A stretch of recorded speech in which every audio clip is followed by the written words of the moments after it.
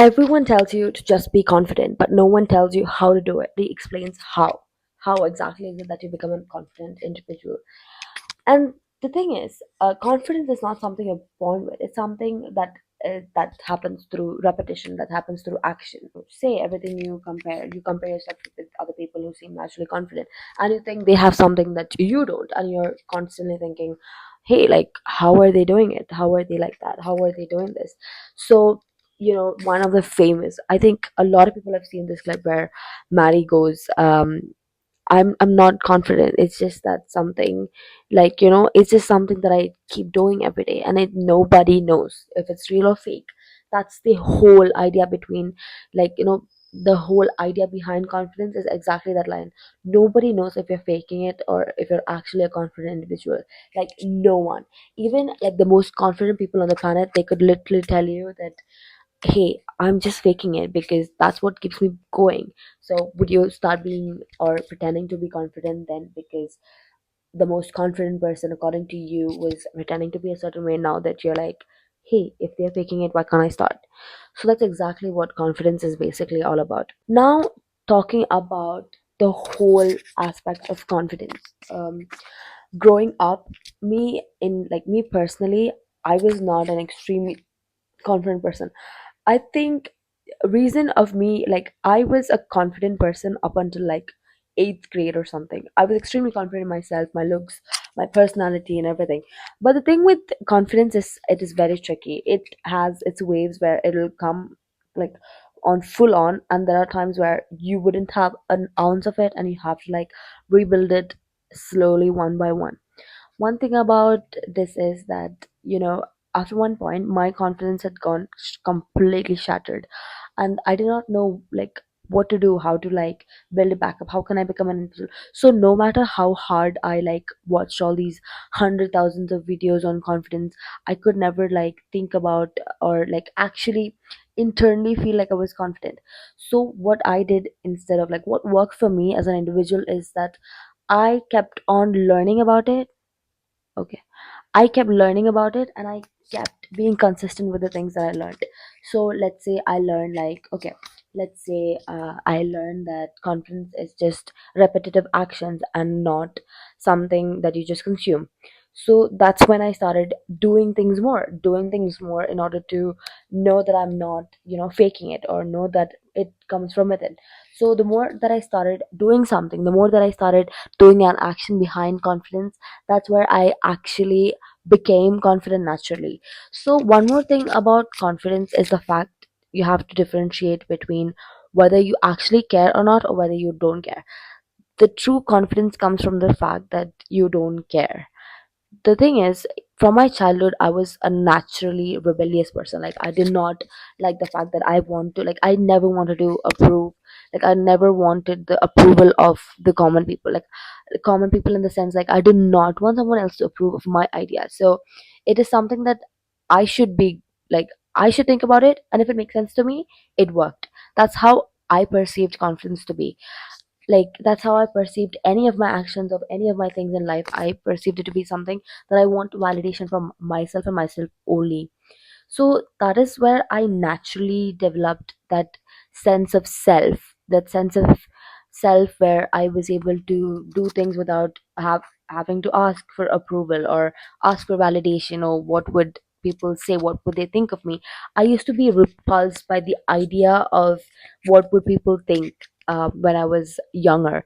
I think that is what played for a major factor of me being extremely confident in my younger classes, like younger grades. And as I grew up, I think I changed my school, and immediately I was like, oh shit, new place, and I don't know anyone here, and my sense of confidence like completely shattered over there. And I was like, shit, now what do I do? Like, I'm not the same person that I knew at that time. I tried to keep it up, like, I initially I was exactly that person, but slowly it started chipping away by the comments of other people. Like, I feel like it is a phase of period in your life where you actually take into consideration of people's opinions and everything, because every day you're said or like told something of an opinion of someone else, even if you do not ask for it.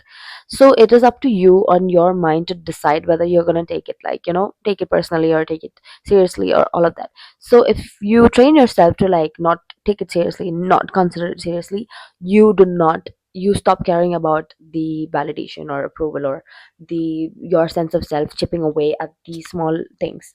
But other thing is, there are times where you have to take into consideration about like opinions, like let's say you're close friends, and sometimes, I'm not saying every close friends mean good for you.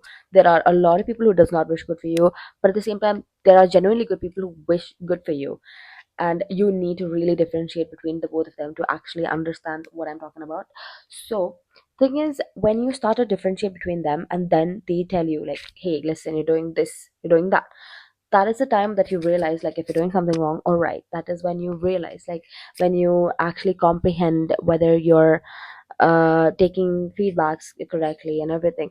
Just being confident does not mean you're just gonna be arrogant and like always push away people's opinions and thoughts. If, like, let's say if like 20 people are there and 20 people are coming and telling you, hey, you're doing this, and you're like pushing away all 20 people because you're like, yeah, fuck them, they're not right, that's not gonna help you at all. Because if 20 people, like including your close ones, are coming and telling you, listen, you're doing this, that means something you really have to sit and reflect on. You would start having doubts as well. And let's say out of the 20 people, only like 2 people are like, listen, you're a loser, you're doing this. You have to differentiate between whether it is true or not and actually sit with it to see if they mean well for you. That is when you understand that these people are just trying to like come at your sense of self. So one thing that differentiated everything, like that made a lot of difference, one thing that made a lot of difference in my life was, um like, stop asking others for decisions that you have to take in your life. So let's say a major decision, a minor decision, everything, you have to do it yourself, no matter how hard it is.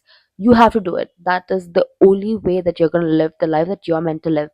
Like, even if it sucks initially, even if it is going to be a bad life initially, you will slowly understand the importance of taking your own decisions or making the decision for yourself alone. Because anytime someone else comes to your rescue, you give away that power or the decision making that you have to do to someone else. That is exactly why your confidence is not growing. Your confidence is also something that you keep taking, even if it is the most uncomfortable thing, even if it is the most hardest thing that you have to like do. You have to do it. That is how growth is happening. Like, okay, I'll give an example. Someone who is very scared of public speaking and has stage fright, all right, let's say for the first time he comes onto the stage and he fakes it, like he fakes it, like you can tell that it's fake. But the fact is, let's say he does it for the next 15 days. Okay, let's say he's doing it for the next 1 month of the repetitive thing again and again. He's coming out of the stage pretending to be confident, and initially you can say that it's fake. But by the end of the 15th day, you can literally clearly see the difference of how that fake confidence is literally like exuding extreme confidence. Like, it may not be the same case for everybody. Like, half the people would not have the same level of growth as another person. So it all depends on the learning curve of one person. So one, like that person at the end of the 15th day or like that 1 month, they're definitely gonna be better.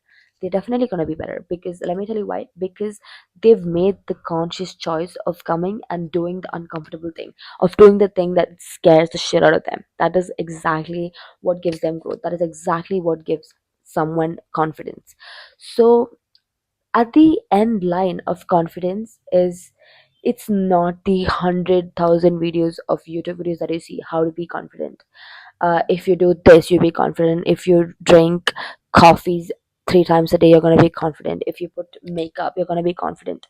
No, you need to be confident even when you look your worst. You need to be confident even when your best self is not present. You need to be confident to know that you yourself are gonna be badass when you're presented with a choice, instead of externally being confident, you have to be internally confident. That is the only way that you can differentiate between a real confident person and someone who's pretending to be. It is totally normal to pretend for a while until you get the end result. But the end factor is just keep trying, keep going at the uncomfortable things, keep doing the uncomfortable things that make you think, what the hell am I doing? I'm embarrassing myself. But just keep doing it. That's how you become confident. And that's it for my lesson of confidence. Thank you.